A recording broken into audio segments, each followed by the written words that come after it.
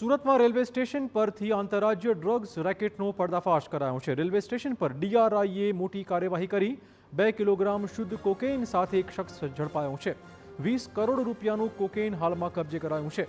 એક બાતમીના આધારે ડીઆરઆઈએ ગોઠવી હતી વોચ। સુરત સ્ટેશન પરથી ડ્રગ્સ કેરિયર મુસાફરને પકડી પડાયો છે। દિલ્હીથી મુંબઈ ડ્રગ્સ સપ્લાયનો પ્લાન નિષ્ફળ પુરવાર થયો છે। મોટા ડ્રગ્સ નેટવર્ક સુધી પહોંચવા તપાસ તેજ કરાઈ છે।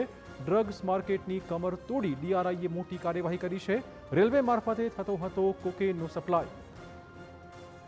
તેજસ રાજધાની એક્સપ્રેસ ટ્રેનમાંથી 2 કિલોગ્રામ કોકેઇન સાથે મુંબઈનો શખ્સ ઝડપાયો છે।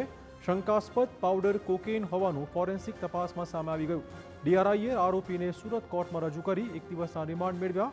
આરોપી પોતાની ટ્રોલી બેગમાં ખૂબ જ ચાલાકીપૂર્વક 3 પેકેટમાં આ પ્રતિબંધિત ડ્રગ્સ છુપાવીને લાવ્યો હતો।